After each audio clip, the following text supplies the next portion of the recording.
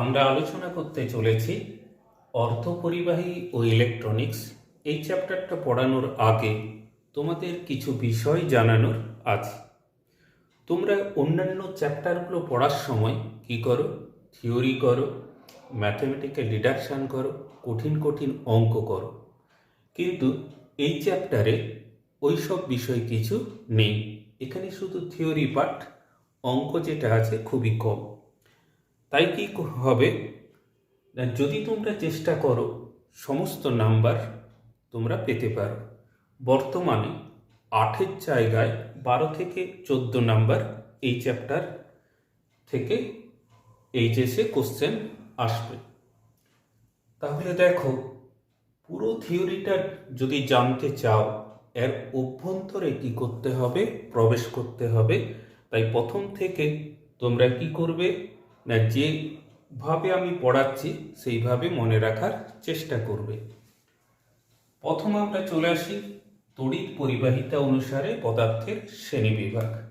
তোমরা দশম শ্রেণীতে পড়েছ, পরিবাহিতা অনুসারে পদার্থকে 3টে ভাগে ভাগ করা যায়: পরিবাহী, অর্ধপরিবাহী এবং অন্তরক। এটা কোথা থেকে এসছে?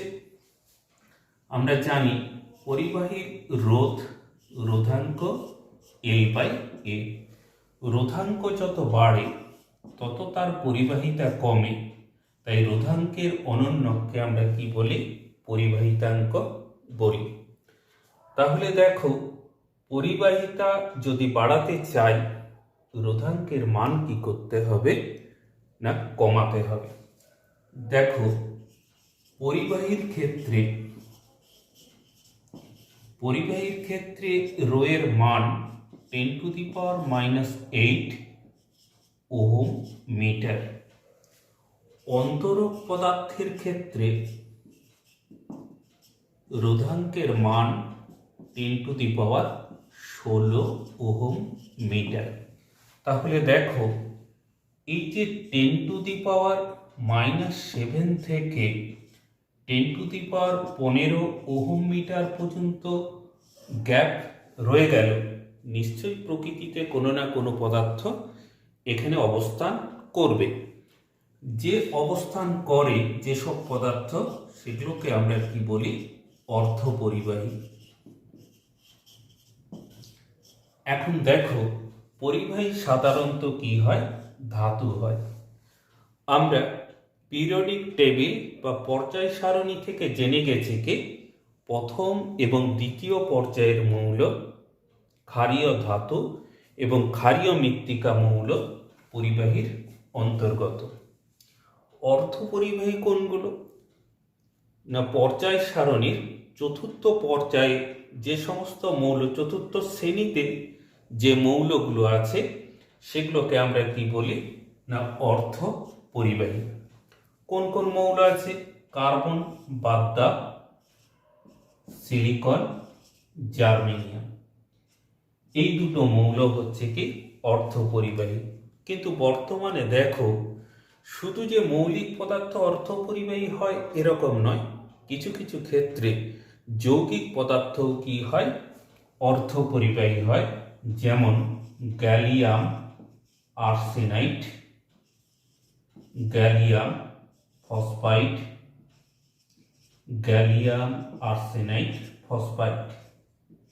তাহলে দেখো, আমরা এখান থেকে জানলাম কি না, সিলিকন, জার্মেনিয়াম ছাড়া gallium arsenide, gallium phosphide, gallium arsenide phosphide, এগুলো কি অর্ধপরিবাহী। এবারে দেখো, পরিবাহীর ক্ষেত্রে কি হবে না, কোনো পরিবাহীর দুই প্রান্তে আমরা যদি ব্যাটারি যোগ করে তড়িৎ ক্ষেত্র প্রয়োগ করি, মুক্ত ইলেকট্রন এখানে কি করবে? তড়িৎ পরিবহন করবে। কিন্তু অর্ধপরিবাহীর ক্ষেত্রে কি হয় না, সাধারণ অবস্থায় অর্ধপরিবাহী তড়িৎ পরিবহন করতে পারে না। অর্ধপরিবাহীকে যদি উত্তপ্ত করা হয়, তবেই কি হয় না, দেখা যায় কি এর তড়িৎ পরিবাহিতা সৃষ্টি হয়। তাহলে দেখো, উত্তাপ করার সঙ্গে অর্ধপরিবাহীর তড়িৎ পরিবাহিতা কি হয় না সংযুক্ত। কেন উত্তপ্ত করলে অর্ধপরিবাহীর তড়িৎ পরিবাহী করার ক্ষমতা বাড়ে, আমরা সে বিষয় জানার জন্য কি করব না হচ্ছে পটিতত্ত্ব সম্পর্কে জানব।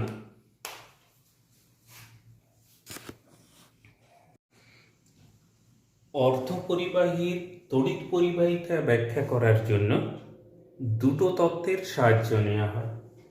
এক নম্বর হচ্ছে কি বিভব কোপ, দ্বিতীয়ত শক্তিপটি তত্ত্ব। এই শক্তিপটি তত্ত্বের সাহায্যে ব্যাখ্যা করার জন্য আমরা জানব কঠিন পদার্থের পটিতত্ত্বের ধারণা। পরমাণু গঠনের বোরের মডেল থেকে আমরা জেনে গেছি কি নিউক্লিয়াসকে ঘিরে ইলেকট্রনগুলো যে কোনো কক্ষপথে না আবর্তন করে কতকগুলি নির্দিষ্ট বৃত্তাকার বা উপবৃত্তাকার কক্ষপথে আবর্তন করে এবং এই কক্ষপথগুলোকে বলা হয় কি না শক্তির স্তর। এবারে আমরা জানি কি বাইরে থেকে যদি আয়নায়ন পরিমাণ শক্তি অর্জন করে বাইরের কক্ষের ইলেকট্রন, তাহলে বাইরের কক্ষ থেকে তারা কি হয় বেরিয়ে যায়। পরমাণু থেকে বেরিয়ে ইলেকট্রনটা কোথায় যায়, সেক্ষেত্রে আমরা ধরে নেই কি না পরমাণুর বাইরে অপর একটা শক্তি স্তর আছে, যেটা হচ্ছে কি না পরিবাহী স্তর। এবারে দেখো আমরা ধাতুর ক্ষেত্রে আলোচনা করি। সব থেকে সহজ উদাহরণ সোডিয়াম। সোডিয়ামে থাকবে 11টা ইলেকট্রন, 2 8 1। 1s এ আছে দুটো, 2s এ দুটো, 2p তে 6টি, 3s এ একটি।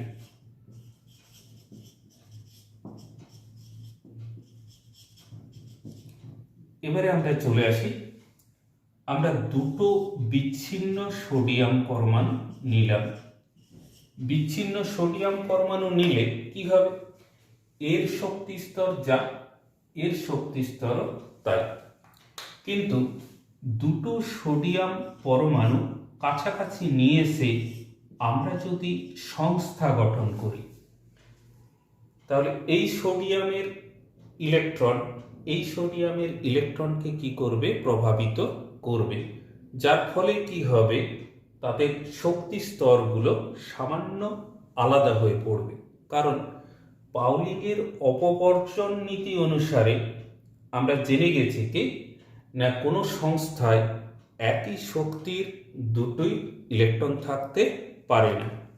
তাহলে দুটো পরমাণু দ্বারা গঠিত সংস্থার ক্ষেত্রে আমরা কি দেখতে পাবো, এই যে শক্তি স্তর ছিল কাছাকাছি দুটো শক্তি স্তরে ভেঙে যাবে।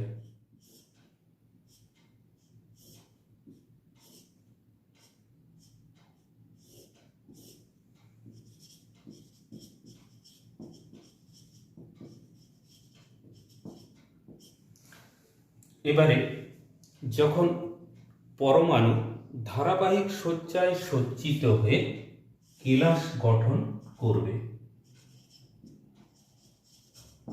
কেলাস গঠন করলে কি হবে, আমরা ধরে নিই n সংখ্যক পরমাণু কেলাস গঠন করলো। তাহলে দেখো কোনো পরমাণুকে কি করবে, বাকি n-1 সংখ্যক ইলেকট্রন কি করবে, n-1 সংখ্যক পরমাণুর সমস্ত ইলেকট্রন প্রভাবিত করবে। তার ফলে কি হবে, দেখা যাবে কি যে কোনো শক্তি স্তর কাছাকাছি n সংখ্যক স্তরে কি হয়ে গেছে, ভেঙে গেছে। সেই স্তরগুলোকে আলাদা আলাদা করে না রেখে আমরা কি করি না কাছাকাছি হচ্ছে এক জায়গায় স্থাপন করি। তাহলে দেখো এখানে যেটা একটাই শক্তি ছিল, এখানে অনেকগুলো শক্তি স্তর পাশাপাশি রাখা হলো। তাহলে এই যে শক্তি স্তরের বান্ডিল তৈরি হলো, এটাকে আমরা কি বলি, শক্তি পটি। পাউলিংয়ের নীতি অনুসারে কি হবে, এই যে শক্তি পটি তৈরি হলো তার নিচ থেকে উপরের দিকে ইলেকট্রন পূর্ণ হবে। প্রথমে নিচের শক্তি স্তরগুলো ইলেকট্রন পূর্ণ হবে, পরে উপরের শক্তি স্তরগুলো পূরণ হবে। সব থেকে বাইরের যে ইলেকট্রন যেটা সমযোজী বন্ধনে অংশগ্রহণ করে তাকে আমরা কি বলি? কন্ডাক্টর ব্যান্ডস বা হচ্ছে সংযোজী পটি। সংযোজী পটি ছাড়াও কি হবে না ভেতরের পটিগুলো অবস্থান করে। এবারে দেখো, বাদ থেকে যদি শক্তি সংগ্রহ করে, সংযোজী পটি থেকে ইলেকট্রনটা বেরিয়ে যাবে, বেরিয়ে কোথায় অবস্থান করবে না কেলাসের অভ্যন্তরে যে কোনো জায়গায় কি করবে? অবস্থান করবে। এবার ওই কেলাসের দুই প্রান্তে যদি আমরা কি করি না তড়িৎ ক্ষেত্র প্রয়োগ করি, তাহলে সেই তড়িৎ ক্ষেত্র বরাবর কি করবে? ইলেকট্রনটা তড়িৎ ক্ষেত্রের বিপরীত দিকে গমন করে তড়িৎ প্রবাহ সরবরাহ করবে। তাই সংযোজী পটির উপরে আরেকটা পটি আছে বলে আমরা কল্পনা করি, যেটাকে বলা হয় কি না পরিবাহী পটি।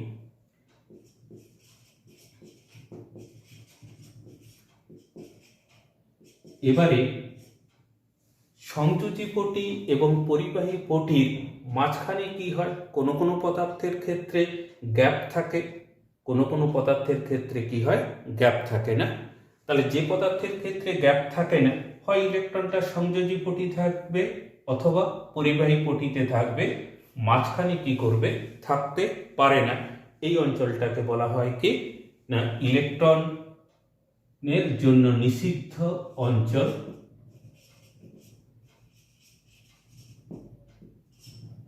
Forbidden energy gap. তাহলে আমরা তড়িৎ পরিবাহিতা আলোচনা করার জন্য ভেতরের যে পটিগুলো এইগুলোকে ধরবো না, আমরা ধরবো কি সংযোজী পটি, পরিবাহী পটি এবং নিষিদ্ধ অঞ্চলের শক্তির পার্থক্য কত আছে। আমরা জেনেছি কি কঠিন পদার্থের পটিতত্ত্বের সাহায্যে পদার্থের তড়িৎ পরিবাহিতা সহজেই ব্যাখ্যা করা যায়। পটিতত্ত্ব থেকে কি জেনে গেছি না পরিবহনে অংশগ্রহণকারী দুটো পটি হলো সংযোজী পটি এবং পরিবাহী পটি। এবারে দেখো, সংযোজী এবং পরিবাহী ছাড়াও ভেতরের যে পটিগুলো থাকে সেগুলো কিন্তু তড়িৎ পরিবহনে অংশগ্রহণ করে না। এবারে এই সংযোজী পটি এবং পরিবাহী পটির মধ্যে গ্যাপ আছে, যেটাকে আমরা কি বলি? নিষিদ্ধ অঞ্চল। কোথাও কোথাও কি হবে? নিষিদ্ধ অঞ্চলের পরিমাণ খুবই বেশি, কোথাও কোথাও নিষিদ্ধ অঞ্চলের পরিমাণ কি হবে? খুবই কম।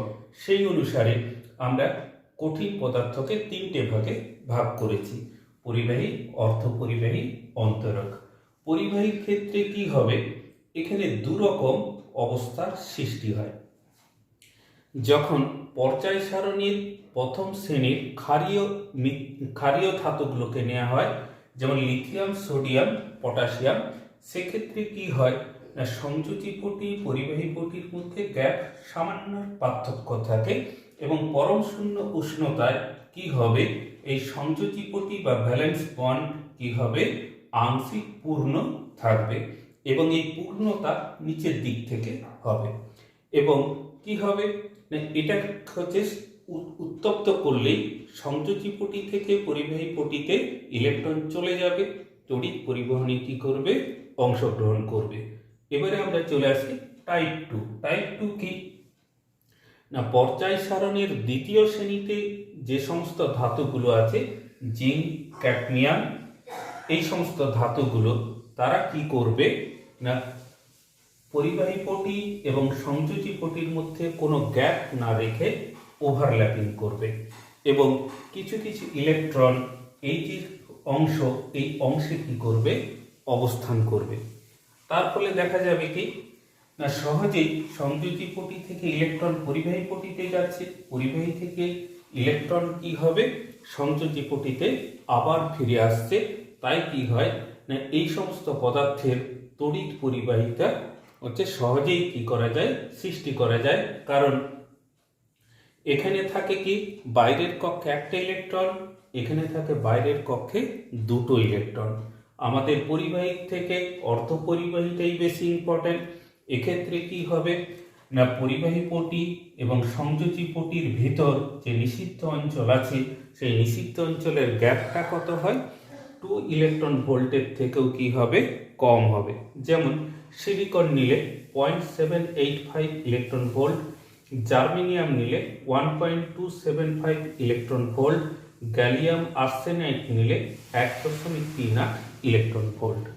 এক্ষেত্রে কি হবে, পরম শূন্য উষ্ণতায় এই সংযোজী পটিটা সম্পূর্ণ হচ্ছে কি ভর্তি থাকে, কিন্তু এখান থেকে কি হবে না সহজেই ইলেকট্রন পরিবাহী পটিতে যেতে পারে না।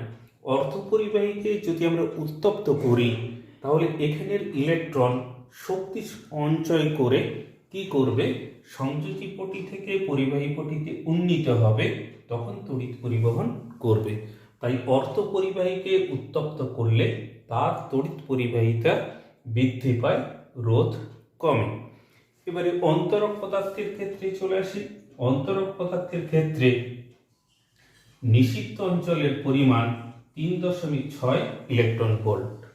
পরম শূন্য উষ্ণতায় সংযোজী পটি কি হয়, সম্পূর্ণ ভর্তি থাকে, কিন্তু বাদ থেকে যথেষ্ট পরিমাণ শক্তি দিলেও এখান থেকে ইলেকট্রন কি হবে, পরিবাহী পটিতে যেতে পারে না, তার ফলে কি হবে, তড়িৎ পরিবহনে অংশগ্রহণ করে না। এইভাবে আমরা কঠিন পদার্থের পটি তত্ত্বের সাহায্যে তার তড়িৎ পরিবাহিতা সহজেই ব্যাখ্যা করতে পারি।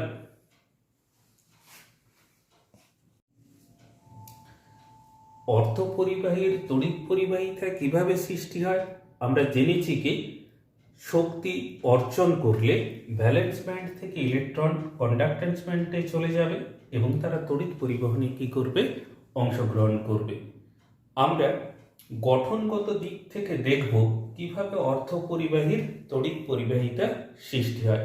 আমরা নিয়েছি কি বিশুদ্ধ অর্ধপরিবাহী, মানে জার্মেনিয়ামের সঙ্গে ভেজাল হিসাবে ত্রিযোজী বা পঞ্চযোজী মৌল মেশানো নাই। তাহলে জার্মেনিয়ামের কেলাসের ক্ষেত্রে বাইরের যে ইলেকট্রনগুলো সেগুলো সমযোজী বন্ধনে আবদ্ধ আছে। বাদ থেকে যদি তাপশক্তি অর্জন করে এই সমযোজী বন্ধন কি হয়, কম্পিত হয়। কম্পিত হতে হতে একসময় ইলেকট্রনটা কি করবে, সমযোজী বন্ধন ছিন্ন করে বাইরে চলে যাবে। তার ফলে কি হবে না, যে অংশ থেকে সেটা বেরিয়ে গেল এই অংশে কি হবে, একটা ইলেকট্রনের ঘাটতি তৈরি হবে, যাকে আমরা কি বলি, হোল বা গর্ত।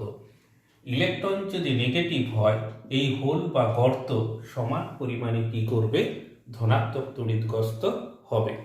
এবারে দেখো এই যে সমযোজী বন্ধন ভেঙে ইলেকট্রন এবং গর্ত তৈরি হলো, একে বলা হয় কি electron whole pair creation, electron whole যুগ্ম তৈরি। বাদ থেকে যদি আমরা কি করি, তড়িৎ ক্ষেত্র প্রয়োগ করি, তাহলে কি হবে, ইলেকট্রনটা হচ্ছে পজিটিভ পাতের দিকে যাবে, গর্তটা কি করবে, নেগেটিভ পাতের দিকে যাবে। কিভাবে যাবে, এই গর্তটা হচ্ছে পূরণ করার জন্য এই ইলেকট্রনটা এখানে চলে আসবে, গর্তটা এখানে চলে যাবে। তার ফলে কি হবে না, দেখো গর্তও এখানে কি করে, তড়িৎ পরিবহন করে। আমরা পরিবাহীর ক্ষেত্রে জেনেছি কি শুধু ইলেকট্রন তড়িৎ পরিবহন করে, কিন্তু হচ্ছে কি অর্ধপরিবাহীর ক্ষেত্রে ইলেকট্রন এবং গর্ত উভয়ে কি করে, তড়িৎ পরিবহন করে, পরস্পর বিপরীত দিকে গমন করে। আরেকটা ব্যাপার আমাদের এখানে লক্ষ্য রাখতে হবে কি, এই ইলেকট্রনটা যখন গর্তে এসে মিশ্রিত হবে, ইলেকট্রনের পজিটিভ এবং গর্তের ইলেকট্রনের নেগেটিভ এবং গর্তের পজিটিভ পরস্পর হচ্ছে কি করবে, মিলিত হলে আধান হারাবে এবং সেটা কি হবে, শক্তিতে কনভার্ট হয়ে যাবে। এই পদ্ধতিকে বলা হয় কি ইলেকট্রন এবং হোলের পুনঃসংযোজন বা রিকম্বিনেশন। তাহলে এখান থেকে আমরা কি কি জানলাম, ইলেকট্রন হোল পেয়ার কিভাবে সৃষ্টি হচ্ছে, ইলেকট্রন হোল রিকম্বিনেশন কিভাবে সৃষ্টি হচ্ছে, সমযোজী বন্ধন ভেঙে গিয়ে ইলেকট্রন হোল পেয়ার সৃষ্টি হয়, এবং হচ্ছে কি না পরিবাহী পটি থেকে ইলেকট্রন যখন সংযোজী পটিতে লাফ দেবে, হোলের সঙ্গে মিশ্রিত হয়ে আধান হারিয়ে শক্তি উৎপন্ন করবে, এটাকে বলা হয় কি ইলেকট্রন হোল পুনঃসংযোজন পদ্ধতি। আমরা মাঝে মাঝে দেখি জাতীয় বা আন্তর্জাতিক খেলোয়াড়রা ডোপিং করে পারফরমেন্স বাড়ায়, আবার ধরা পড়ে শাস্তি পায়।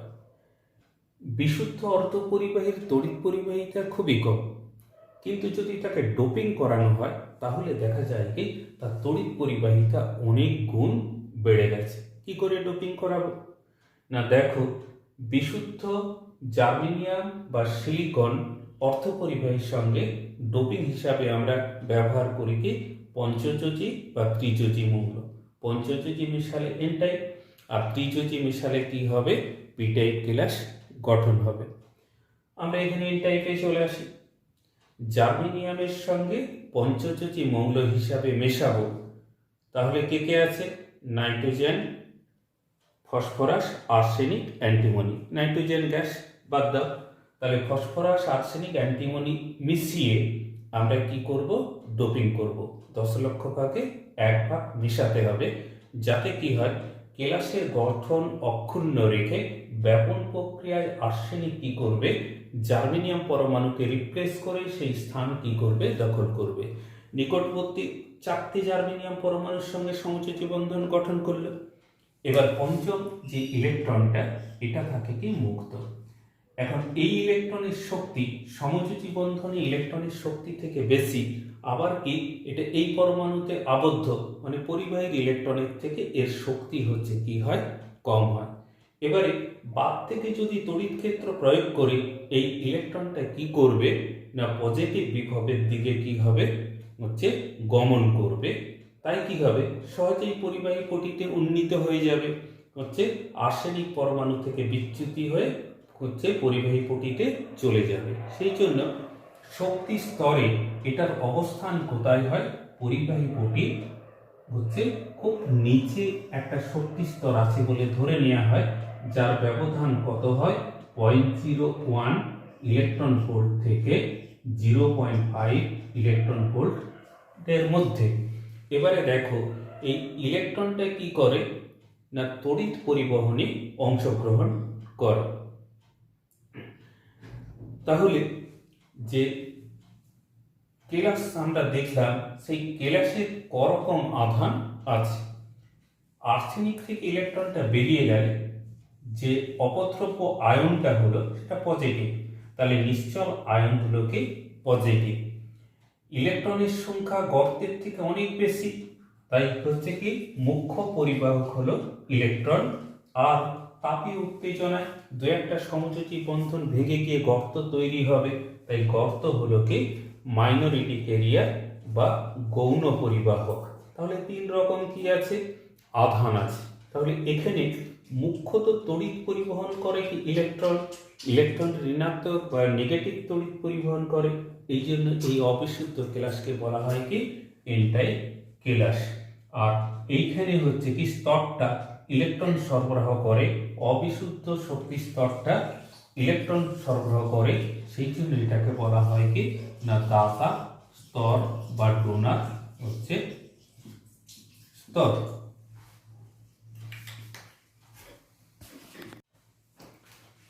পি টাইপ কেলাসের ক্ষেত্রে কি করা হয় না বিশুদ্ধ জার্মেনিয়াম পরমাণুর সঙ্গে অবিশুদ্ধ হিসাবে মেশাবো কি না ত্রিযোজী মৌল অ্যালুমিনিয়াম, ইন্ডিয়াম, বোরন। 10 লক্ষ ভাগে যদি 1 ভাগ মেশাই তাহলে এই ত্রিযোজী মৌল কেলাসের গঠন অক্ষুণ্ণ রেখে ব্যাপন প্রক্রিয়ায় কি করবে প্রবেশ করে জার্মেনিয়াম পরমাণুগুলোকে কি করবে রিপ্লেস করে সেই স্থান দখল করবে। নিকটবর্তী যে 4টি জার্মেনিয়াম পরমাণু আছে তার 3টের সঙ্গে সমযোজী বন্ধন গঠন করবে, কিন্তু একটা সমযোজী বন্ধনে ইলেকট্রনের ঘাটতি থাকবে, অর্থাৎ কি হবে হোলের সৃষ্টি হবে। তাহলে অবিশুদ্ধ যত মেশাবো হোলের পরিমাণ কি হবে তত বাড়তে থাকবে। আর কি হবে না তাপীয় উত্তেজনায় দু একটা সমযোজী বন্ধন ভেঙে গিয়ে ইলেকট্রন এবং হোল উৎপন্ন করবে। তাহলে হোলের থেকে কি হবে ইলেকট্রনের সংখ্যা অত্যন্ত কম, তাই হোল হবে কি মুখ্য পরিবাহক এবং ইলেকট্রন হবে কি গৌণ পরিবাহক। এবারে দেখো এই অ্যালুমিনিয়ামে যদি কি হয় এই গর্ততে একটা ইলেকট্রন এসে প্রবেশ করে, তাহলে নিশ্চল যে আয়ন সেটা কি হবে, নেগেটিভ আয়ন হবে। শক্তিপটির ক্ষেত্রে আমরা কি ধরব, এই গর্ত কি হবে না, গর্তের শক্তি ভ্যালেন্স ব্যান্ডের শক্তি থেকে কি হবে, বেশি হবে। তাই ভ্যালেন্স ব্যান্ডের 0.01 ইলেকট্রন ভোল্টের উপরে একটা শক্তি স্তর আছে বলে আমরা ধরে নিই। তাহলে এই শক্তি স্তর কি করে না, ইলেকট্রন ধরার জন্য উন্মুক্ত থাকে, সেই জন্য এটাকে বলা হয় কি, গ্রহিতা স্তর। এই গ্রহিতা স্তরে যে হোলগুলো থাকে তারা কোনো ক্রমে যদি ভ্যালেন্স বন্ডে নেমে আসে তাহলে কি করবে, তড়িৎ পরিবহন করবে। খেয়াল রাখবে, আবার বলছি, এইখানে কি হয়, গ্রহিতা স্তরে বা অ্যাকসেপ্টার লেভেলে কি থাকে, গর্ত থাকে। সেই গর্তগুলো কিন্তু কন্ডাক্টর ব্যান্ডে যাবে না, আসবে কোথায়, ভ্যালেন্স ব্যান্ড। ভ্যালেন্স ব্যান্ডে কি হয়, গর্ত তড়িৎ পরিবহন করে, কন্ডাক্টর ব্যান্ডে ইলেকট্রন তড়িৎ পরিবহন করে। তাহলে এইভাবে কি হয় না, পি টাইপ অর্ধ পরিবাহীতে তড়িৎ পরিবাহিতা সৃষ্টি হয়।